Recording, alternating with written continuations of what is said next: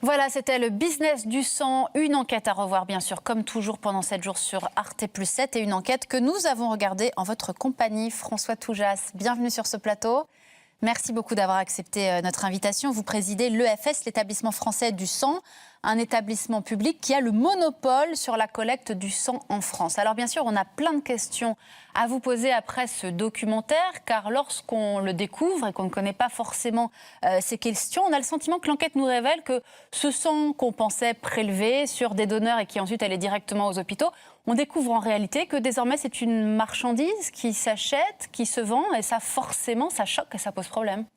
Écoutez, tout d'abord, merci de m'avoir invité, et puis aussi merci de me donner l'occasion de prendre la parole sur des sujets qui sont peut-être pas assez débattus dans notre société. Alors, ce qu'on a vu est terrible, est scandaleux, est horrible. Qu'est-ce que vous trouvez horrible ? Et condamnable. Soyons précis. Mais c'est pas du tout ce qui se passe en France. Qu'est-ce qu'on voit dans ce reportage ? On voit comment on marchandise le corps humain, comment on profite de la pauvreté pour faire en sorte que des gens dans des situations sociales très défavorisées n'aient plus comme seul moyen d'existence que la vente de leur plasma. Alors, c'est, pardonnez-moi de vous le dire, exactement le contraire de ce qui se passe en France, tant en termes d'anonymat de gratuité, de non-profit et de volontariat que tous les jours, plus de 10 000 donneurs font ce geste pour pouvoir faire en sorte que l'ensemble des malades et les produits sanguins dont ils ont besoin. Alors, pour en être vraiment convaincu, on a absolument besoin que vous nous expliquiez ce qui s'est réellement passé en France depuis le 31 janvier 2015, avec cet arrêt du Conseil d'État qui fait que désormais, l'établissement que vous présidez ne peut plus distribuer de plasma SD et que donc il vient de l'extérieur et que donc il peut venir d'Octapharma et que donc il peut venir de Cleveland dans ces conditions douteuses de prélèvement qu'on vient de voir. Alors il faut peut-être rappeler très schématiquement qu'il y a tout d'abord des produits sanguins labiles. Et vous l'avez rappelé, l'établissement français du sang a un monopole, un service public qui fait qu'il est le seul à pouvoir collecter, préparer, distribuer ces produits sanguins. Quel type de produits sanguins, soyons clairs ? Les globules rouges, le sang total, les plaquettes et le plasma thérapeutique. Donc, il y a deux sortes de plasma, pour qu'on comprenne bien. Il y a plusieurs sortes de plasma. Il y a du plasma qui sert à deux types d'utilisation. Soit du plasma thérapeutique, qu'on va administrer à des malades qui en ont besoin, et puis du plasma qu'on appelle du plasma matière première, qui entre dans la fabrication de médicaments, qu'on appelle des médicaments dérivés du sang. Deux systèmes et donc deux organisations différentes. Tout d'abord, je le rappelle, le monopole de l'établissement de l'établissement français du sang sur l'ensemble des produits sanguins dits labiles, et puis une ouverture à la concurrence internationale sur un marché du médicament, où il peut y avoir effectivement des producteurs qui utilisent du plasma pour fabriquer des médicaments. Mais alors pourquoi est-ce que vous avez perdu ce monopole le 31 janvier 2015 ? Alors même qu'évidemment on se dit que l'autosuffisance elle est gage de sécurité, elle nous rassure. Alors l'autosuffisance est gage de sécurité sur les produits sanguins labiles depuis 2000, qui est l'âge de naissance de l'établissement français du sang.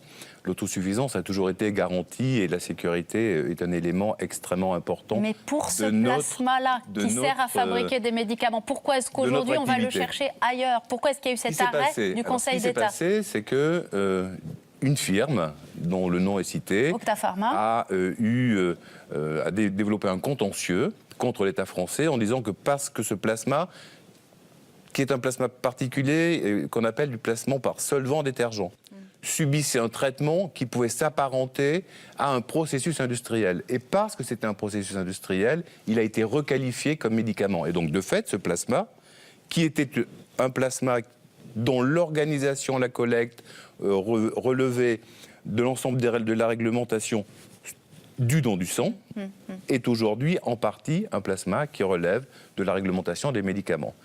Un point peut-être a été oublié dans la décision du Conseil d'État, c'est que le Conseil d'État a bien précisé que les conditions de collecte du plasma thérapeutique distribué en France devait répondre à la directive 100 et donc devait favoriser l'éthique.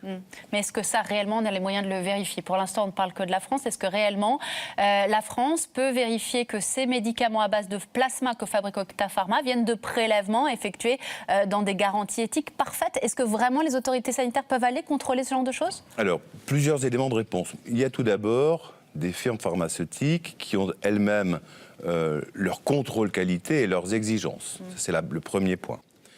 Deuxième point, et je peux en témoigner, les autorités sanitaires françaises sont extrêmement exigeantes sur les questions de la sécurité. Les autorités sanitaires exigent notamment que pour que ces types de plasma puissent être sur le marché européen... Elles exigent, mais encore une fois, est-ce qu'elles vont vraiment aller vérifier ce que produit Octa Pharma aujourd'hui avec ce plasma? Elles exigent, je le redis, qu'il y ait une autorisation de mise sur le marché, qui est une opération qui est en elle-même une opération de contrôle. Et puis l'Agence nationale de sécurité des médicaments et des produits de santé peut effectuer aussi des contrôles afin de vérifier la réalité de la condition de fabrication de ces médicaments. Mais franchement, vous, à titre personnel, François Toujas, vous trouvez ça bien qu'on ait ouvert cette brèche-là, qu'on ait commencé comme ça à mettre le doigt dans un système qui suppose aujourd'hui qu'on peut marchandiser et donc mondialiser aussi le business d'une composante du corps humain? Vous comprendrez bien qu'il ne m'appartient pas de commenter ce que peut faire le Conseil d'État. Ce que je peux vous dire en tout cas, c'est que je trouve profondément choquant qu'on utilise la misère humaine pour marchandiser des corps. Et je le redis, ce qui se passe en France, c'est exactement le contraire. Et je vais même plus loin. Le sujet de la sécurité, il est bien évidemment pour les produits sanguins. Nous avons organisé plus d'une quinzaine d'analyses afin de vérifier que les malades qui reçoivent ces produits puissent les recevoir en toute sécurité. Mais le sujet de la sécurité, c'est aussi le sujet des donneurs qui, parce qu'ils donnent leur sang, ont aussi droit à cette sécurité. Et quand on voit ce qui se passe dans le reportage, on peut se poser des questions. Vous vous dites quoi? Vous vous dites que Octa Pharma a fait un très très bon lobby auprès des institutions européennes et ensuite nationales? Je me dis que l'éthique, la sécurité et l'autosuffisance ont encore de beaux jours devant eux. Propos rassurants, mais vous y croyez vraiment? La preuve que j'y crois, c'est que je suis là devant vous pour en témoigner.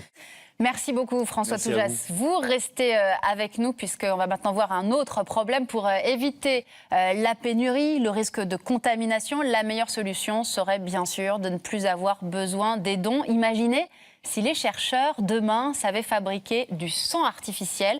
Vous allez voir que certains y travaillent avec des ressources étonnantes comme par exemple l'hémoglobine des vers marins qui pourrait peut-être un jour être une piste.